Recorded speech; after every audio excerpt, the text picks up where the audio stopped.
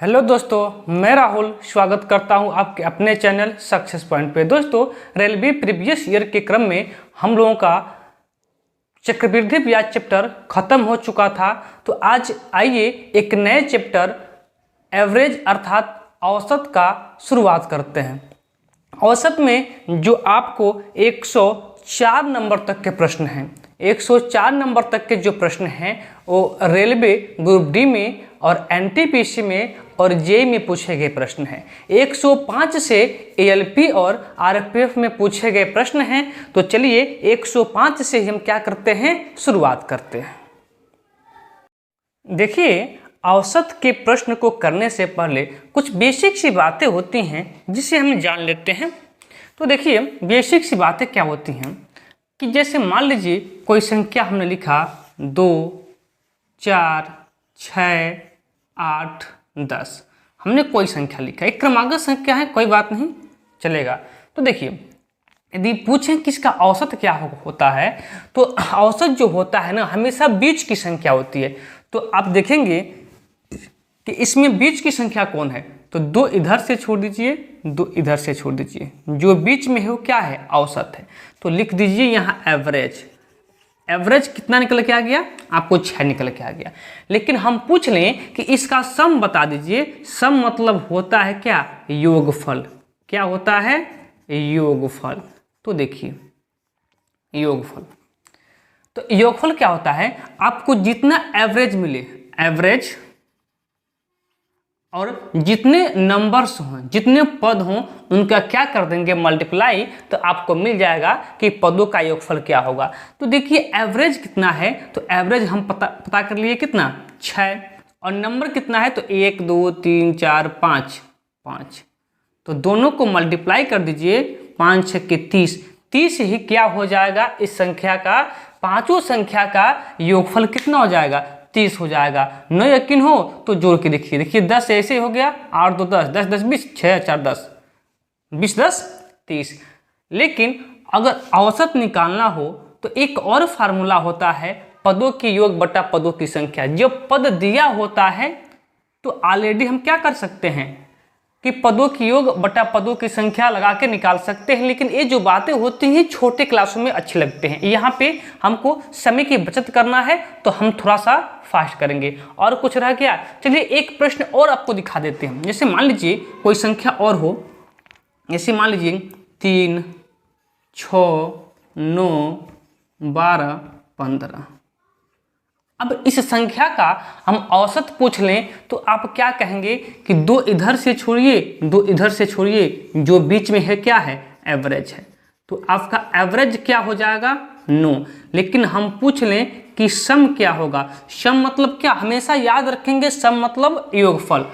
तो क्या करेंगे आप, सम निकालना हो तो एवरेज इंटू नंबर। नंबर कितना है, 1 2 3 4 5। तो 9 5 कितना हो जाएगा, 45। आप इसको जोड़ेंगे तो योगफल कितना आएगा, 45 ही आएगा।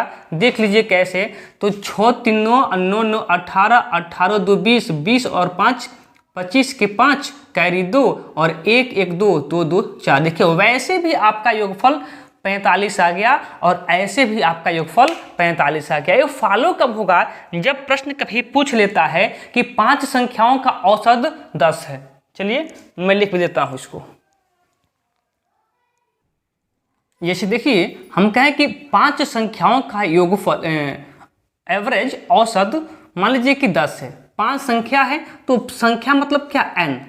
नंबर कितने हैं, मान लीजिए 5 है। और पूछ ले आपसे कि एवरेज आपको दिया है कि औसत मान लीजिए 10 हो। 5 संख्याओं का एवरेज 10 है तो संख्या का योग क्या होगा, सम क्या होगा। आपको सम निकालना है तो डायरेक्ट एवरेज और इनटू नंबर दोनों का मल्टीप्लाई करेंगे 50। उस संख्या का जो योग है क्या आ जाएगा, 50 आ जाएगा। यहां तक की बात क्लियर है। और ऐसे ही मान लीजिए कि एक और प्रश्न दे दिया हो कि पूछ ले कि 6 संख्याओं का एवरेज। अब संख्या कितनी है, 6 है। 6 संख्याओं का एवरेज मान लीजिए कितना है, 8 है।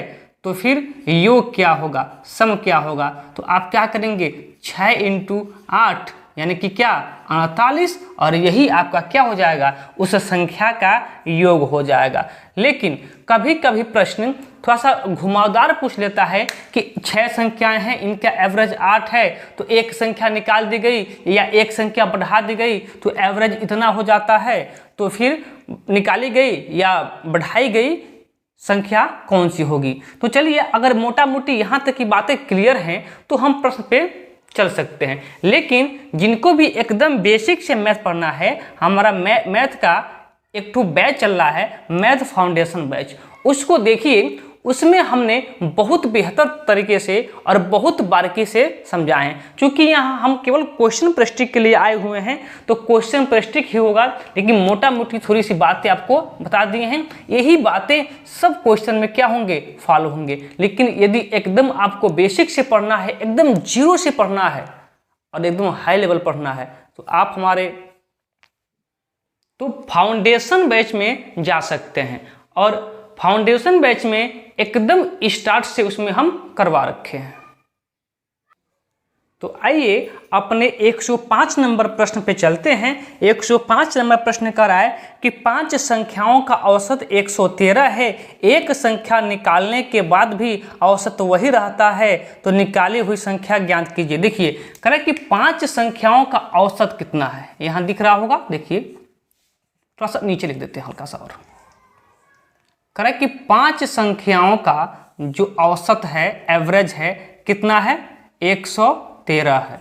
तो अभी हमने आपको सिखाया कि 5 संख्याओं का औसत 113 है, तो सम क्या हो जाएगा, सम मतलब क्या, योगफल। इन दोनों का जो मल्टीप्लाई होगा वही क्या हो जाएगा, इसका योगफल हो जाएगा। तो 5 × 15 के 5 कैरी 1, 5 × 5 1 6 और 5 × 5 565 क्या हो जाएगा, इसका योगफल हो जाएगा।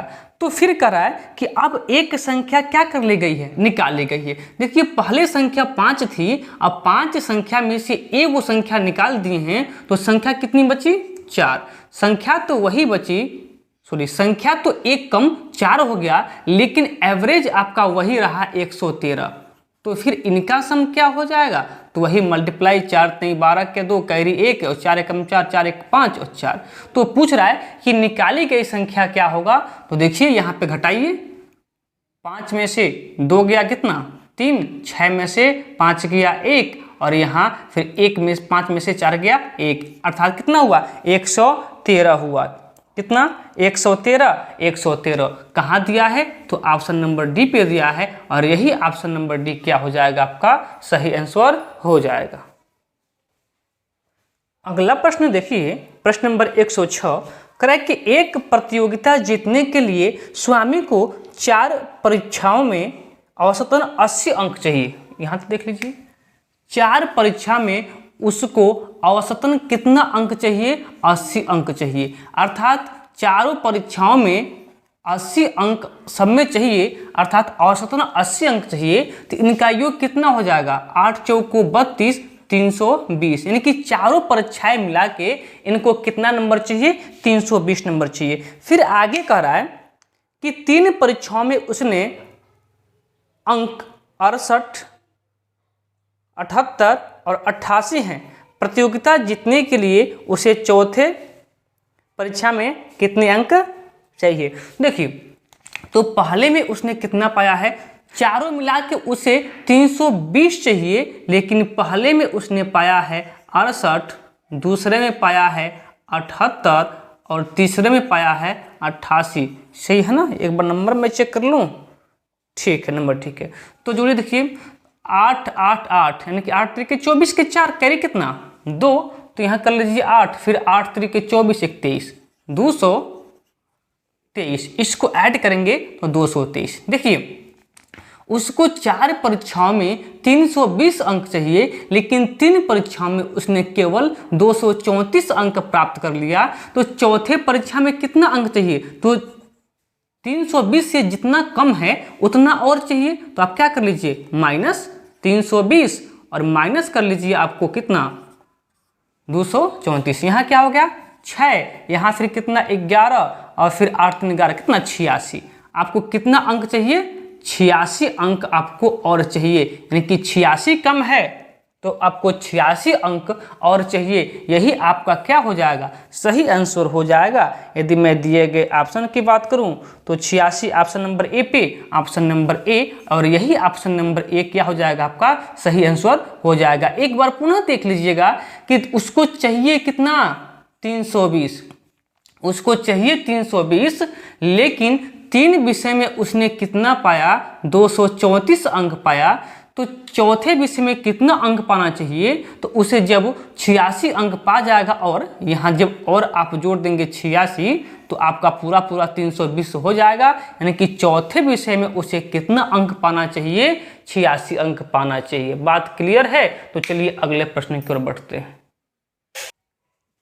देखिए प्रश्न नंबर 107 कह रहा है कि 5 संख्याओं का औसत 126 है। ठीक है, 5 संख्याओं का जो औसत है 126 है, तो इसका सम क्या हो जाएगा, सम मतलब योगफल। तो 5 संख्याओं का जब औसत कितना है, 126 है, तो सम निकालने के लिए दोनों का मल्टीप्लाई कर दीजिए। 5 6 के 30 के 0 कैरी 3, 5 दूना 10 और 10 3 13 के 3 कैरी 1, 5 कम 5 और 5 1 6, 630 क्या हो जाएगा, इसका योगफल हो जाएगा। फिर आगे कह रहा है प्रश्न में, यदि एक संख्या को निकाल लेने के बाद भी औसत नहीं बदलता है तो निकाले गए संख्या का मान क्या होगा। यानी कि जो 105 नंबर प्रश्न था, सेम वही प्रश्न है, केवल अंकों का अंतर कर दिया है। तो पहले संख्या 5 था, जब उसमें से एक संख्या निकाल लेंगे तो आपका संख्या 4 बचेगा, लेकिन कह रहा कि औसत क्या है, वही है, औसत नहीं बदला है। तो आपका सम क्या हो जाएगा। अब 5 संख्याओं का योगफल इतना है, तो 4 संख्याओं का योगफल निकालने के लिए क्या करेंगे, इन दोनों का मल्टीप्लाई कर देंगे, क्योंकि ये क्या है, एवरेज है। तो 4 6 के 24 के 4 कैरी 2, 4 दूना 8 2 10 कैरी 1, 4 कम 4 4 1 5। देखिए 5 संख्याएं हैं तो उनका योगफल 630 है, 4 संख्याएं हो गई हैं तो उनका योगफल 504 हैं। तो जितना अंतर आएगा वही संख्या क्या कर दिए हम, निकाल दिए हैं। तो अंतर कितना आएगा, देखिए यहाँ पे 6, यहाँ पे कितना 2 और यहाँ पे कितना आपका 1, 126 का अंतर है। इसलिए निकाली गई संख्या कौन सी होगी, 126 होगी। यदि मैं दिए गए ऑप्शन की बात करता हूँ तो ऑप्शन नंबर ए क्या होगा, आपका एकदम सही आंसर हो जाएगा। आगे देखिए प्रश्न नंबर 108 कह कि एक प्रतियोगिता के लिए अर्हत प्राप्त करने के लिए होमी को 4 परीक्षाओं में औसतन 80 अंक प्राप्त करने हैं। देखिए सेम प्रश्न था जो दूसरा वाला है, और सेम प्रश्न था। तो जो सेम दूसरा प्रश्न था उसी के आधार पे है, बस अंकों का अंतर किया है। तो क्या कह रहा है कि एक प्रतियोगिता में अर्हता प्राप्त करने के लिए होमी को 4 परीक्षाओं में औसतन 80 अंक प्राप्त करने हैं। देखिए 4 परीक्षाओं में उसे कितना अंक प्राप्त करने हैं, तो 4 परीक्षाओं में उसे औसतन 80 अंक प्राप्त करने हैं। तो इनका आप योगफल निकाल सकते हैं। 8 चौको कितना होता है, 32, 320। लेकिन आगे बात कर रहा है कि इसने पहली 3 परीक्षाओं में 81, 91 और 66 अंक प्राप्त किए। कितना, 81, 61, कितना 81, 91, 91 और 66। इसने 3 परीक्षाओं में इतना अंक प्राप्त किया है। तो कह रहा है कि अगले यानी कि चौथे विषय में इसको कितना अंक प्राप्त करने चाहिए। तो ध्यान दीजिएगा, अब 4 परीक्षाओं का जो एवरेज नंबर जिसने पाया है वो 80 है, तो टोटल नंबर कितना होगा, 320। लेकिन 3 परीक्षाओं में उसने पहली में 81, दूसरे में 91, तीसरे में 66, अर्थात कितना पा गया टोटल, 6 6 2 8 और 9 6 15 और 15 8 कितना होता है आपका 23। उसने 238 अंक पा गया। कितना और अंक पाना चाहिए, तो 320 में से क्या करिए, घटा दीजिए, वही आपका क्या हो जाएगा, आंसर हो जाएगा। देखिए उसे 320 नंबर पाना चाहिए था, और अब तक उसने 3 परीक्षाओं में 238 अंक पा गया तो कितना और नंबर उसको पाना चाहिए ताकि वो 320 हो जाए? तो घटाइए, देखिए 10 में से 8 गया, कितना हो जाएगा 2, यहाँ 11, 11 में से आपका 3 चला जाएगा 8, और यहाँ कितना, ठीक तो है 82। कितना अंक उसको और चाहिए? 82 अंक उसको और चाहिए। यदि दिए गए, मैं ऑप्शन की बात करता हूं तो ऑप्शन नंबर सी पे लिखा है 82, यही ऑप्शन नंबर सी क्या हो जाएगा आपका एकदम सही आंसर हो जाएगा। अगला प्रश्न, प्रश्न नंबर 109 कह कि एक प्रतियोगिता जीतने के लिए स्वामी को 4 परीक्षाओं में औसतन 80 अंक चाहिए। पहले 3 परीक्षाओं में उसके अंक 74, 84 और 94 हैं। तो प्रतियोगिता जीतने के लिए उसे चौथे परीक्षा में कितने अंक चाहिए या कितने अंक प्राप्त करने चाहिए? देखिए ध्यान से, हमने अभी सेम पैटर्न पे 2 प्रश्न करवा दिए हैं। सेम प्रश्न पे हमने केवल अंकों का अंतर था, हमने 2 प्रश्न करवा दिया। तो मुझे उम्मीद है कि आप लोग इस प्रश्न को कर लेंगे खुद से। तो इस प्रश्न का आंसर आप लोग हमें बताएंगे और इस प्रश्न को आप लोग अपने आप कर लेंगे ताकि आप लोगों को अधिक समय व्यतीत न करना पड़े। आप इस प्रश्न को खुद से कर सकते हैं। तो चलिए अगले प्रश्न की ओर बढ़ते हैं। अगला प्रश्न देखिए, प्रश्न नंबर 110 कह रहा है कि 5 संख्याओं का औसत 119 है। समूह से एक संख्या हटा दी जाती है लेकिन औसत वही रहता है, तो निकाली गई संख्या ज्ञात कीजिए। देखिए ये भी प्रश्न हम आपको बता दिए हैं, तो इस प्रश्न का भी आंसर आप लोग मुझे कमेंट बॉक्स में बताएंगे। और सेम पैटर्न है जो हमने पहला क्वेश्चन यानी कि 105 नंबर क्वेश्चन बताया, उसके बाद से आपको शायद 107 नंबर क्वेश्चन बताया, उसी प्रकार 110 नंबर भी प्रश्न है और आप लोग हमें इसका आंसर जरूर बताएंगे। तो चलिए अगले प्रश्न पे चलते हैं। प्रश्न नंबर कितना, 111। प्रश्न नंबर 111 कह रहा है कि एक प्रतियोगिता में सफल होने के लिए स्वामी को 4 परीक्षाओं में औसतन 80 अंक चाहिए। पहली 3 परीक्षाओं में उसका स्कोर 71, 81 और 91 है, तो प्रतियोगिता में सफल होने के लिए उसे चौथे परीक्षा में कितने अंक प्राप्त करने चाहिए? देखिए सेम प्रश्न, ये भी प्रश्न को आपको हम बता दिए हैं, तो इस प्रश्न का भी आंसर आप मुझे कमेंट बॉक्स में देंगे। अगले प्रश्न पे चलिए। प्रश्न नंबर 112 कह रहा है कि 7 संख्याओं का औसत 75 है। किसी एक संख्या को हटाने पर औसत वही रहता है, हटाए गए संख्या को ज्ञात कीजिए। देखिए सेम प्रश्न वही पूछ रहा है, केवल अंक का अंतर हो रहा है। प्रत्येक अगले शिफ्ट में क्या कर रहा है कि क्वेश्चन तो वही है, बस अंक का क्या कर दे रहा है, अंतर कर दे रहा है। तो ये भी प्रश्न आप लोग कर लेंगे और इस प्रश्न का भी उत्तर आप लोग हमें कमेंट बॉक्स में बताएंगे। तो चलिए अब आपको 113 नंबर पे चलते हैं। अगला प्रश्न देखिए, प्रश्न नंबर 113 थोड़ा सा बड़ा प्रश्न है, ध्यान से पढ़िएगा। कह रहा है कि एक कंपनी का व्यय वित्तीय वर्ष की पहली तिमाही के दौरान 43,500 रुपये, वित्तीय वर्ष की दूसरी तिमाही के दौरान 46,500 रुपये और वित्तीय वर्ष की तीसरी तिमाही के दौरान 57,600 रुपये था। यदि पूरे वित्तीय वर्ष के दौरान औसतन तिमाही 54,057 रुपये है, तो वित्तीय वर्ष की अंतिम तिमाही के लिए व्यय ज्ञात कीजिए। देखिए पूरे वर्ष का आपको व्यय दिया है, पूरे वर्ष मतलब कितना महीना, 12 महीना। यहाँ दिख रहा होगा, एक बार देख लीजिएगा, दिख रहा है। तो 12 माह अर्थात एक वर्ष का आपको दिया है कितना, 54,075। तो 12 महीने का व्यय इतना है, औसतन इतना है औसत, तो सम कितना हो जाएगा आपको हम बताए हैं कि नंबर और औसत, एक क्या है नंबर और एक क्या है औसत। औसतन व्यय यानी कि औसत, दोनों का मल्टीप्लाई करेंगे आपको योगफल आ जाएगा। तो 12 25 60 के 0 कैरी कितना 6 और 12 7 84 और 84 6 90 के 0 कैरी 9 और 12 शून्य तो 9 हो गया यहाँ पे, और 12 चौको 48 के 8 कैरी 4 और 12 25 60 60 4 64, यानी कि 6,48,900 रुपया क्या हो जाएगा, इस पूरे वर्ष का क्या हो जाएगा, व्यय हो जाएगा। लेकिन आगे बात कर रहा है कि पहली तिमाही में, तिमाही मतलब को महीना, 3 महीना, ध्यान रखेंगे तिमाही मतलब 3 महीना, तो पहली तिमाही का व्यय कितना है 43,500। तो इसका योग कितना हो जाएगा, आप सम निकालिए कितना हो रहा है। तो देखिए 2 जीरो तो वैसे आपका हो गया, और 3 25 15 के 5 कैरी 1 3 त्रिक 9 1 10 के 0 कैरी 1 4 3 12 1 13। 3 वर्ष का यानी कि सॉरी 3 महीने का आपका कुल व्यय आ गया 1,30,500, 1,30,500।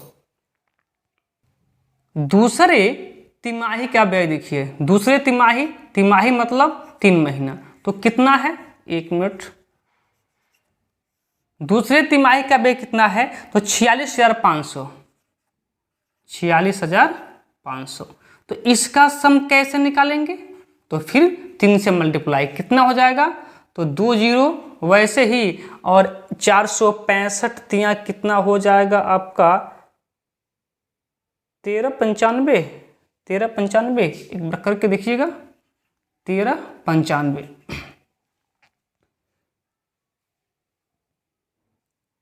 और अगले यानी कि तीसरे तिमाही का जो औसतन व्यय है कितना है 57,600। तो इसका सम कितना हो जाएगा, इसका सम आपका हो जाएगा 2 जीरो तो आपका वैसे ही जा रहा है, और 3 छक्के 18 के 8 कैरी 1 7 त्रिक 21 1 22 के 2 कैरी 2 और 5 3 15 2 17। यानी कि हम 3 तिमाही का अलग अलग हमने निकाल लिया, तो टोटल 9 महीने का, टोटल 9 महीने का निकाल लीजिए, अर्थात इन सबको जोड़िए। 9 महीने का जो आपका योग है वो कितना आएगा, सॉरी 3 3 3, ठीक है। तो योग जब इसको जोड़ेंगे आप तो कितना मिल रहा है आपका 2 जीरो तो वैसे हो गया, और 5 5 10 10 18 के 8 कैरी 1 और 9 1 10 10 2 12 के 2 कैरी 1 और 7 3 10 10 3 13 14 के 4 कैरी 1, 4,42,800 इन 9 महीने का योग है। और पूरे का योग कितना है, पूरे का योग देखिए, पूरे वर्ष का योग, पूरे वर्ष का योग दिया है 6,48,900, और 9 महीने का योग कितना है, 9 महीने को कितना है 4,42,800। तो हमसे क्या पूछा है कि तीसरी तिमाही का, एक बार मैं प्रश्न लिख लूं, कह रहा है वित्तीय वर्ष की अंतिम तिमाही के लिए व्यय ज्ञात करें, ठीक है। तो अंतिम तिमाही के लिए व्यय कितना होगा, 12 महीने का इतना हो गया, 9 महीने का इतना, तो जितना बचा होगा वही तीसरे महीने में खर्च हुआ होगा। तो कितना बचा है इसको घटाइए, इसको घटाएंगे तो आपको मिल जाएगा कितना, 2 जीरो तो आपको दिख रहा है वैसे ही, 2 जीरो आपका वैसे ही, उसके बाद से आपको मिल जाएगा 1,602, ये मिलेगा, ठीक है, ये मिलेगा। ये 3 महीने का जो अंतिम तिमाही है उसका योग है, ये क्या निकल के आया है योग, लेकिन हमको औसत बताना है तो 3 से भाग लगा देंगे, बस यही लॉजिक है। यहाँ तक तो सबको ठीक ठाक है, लेकिन यहाँ देखिए, यहाँ ध्यान दीजिएगा, यहाँ पे ये क्या है योग, ये सब क्या है योग, सब क्या है योग, लेकिन हमको औसतन अगले तिमाही का औसतन खर्च ज्ञात करना है, तो इसको आप 3 से भाग लगा देंगे, वही आपका आंसर होगा। 3 से भाग लगाइए, 3 छक्के 18 के 8 कैरी 2 और 3 बटे 24 21 3 7 21 और डबल जीरो यहाँ पे है, ये है। कितना आंसर आ गया औसतन खर्च, अगले तिमाही का औसतन खर्च कितना आ गया 68,700। देखिए ऑप्शन में दिया है 68,700, हाँ तो दिया है ऑप्शन नंबर 113 नंबर प्रश्न है ना, 113, हाँ option number c, option number c 68,700। तो ऑप्शन नंबर सी क्या हो जाएगा, एकदम सही हो जाएगा। थोड़ा सा बड़ा प्रश्न था, पेशेंस के साथ कीजिएगा, एकदम सही आंसर आएगा। बस लॉजिक यही था कि 12 महीने का इतना, 9 महीने का इतना हो गया, 9 महीने का इतना और 12 महीने का इतना, तो उसमें से घटा लीजिए, 3 महीने का आ गया। हमको औसतन खर्च बताना है, इसलिए 3 से भाग कर दीजिएगा। आपका अगले तिमाही का औसतन खर्च निकल के आ जाएगा कितना, 68,700, यानी कि ऑप्शन नंबर सी। और यही क्या हो जाएगा, आपका सही आंसर हो जाएगा। तो चलिए आज की क्लास को यहीं पे रोक देते हैं। इसके आगे के जो प्रश्न हैं उसको हम अगले दिन कर लेंगे।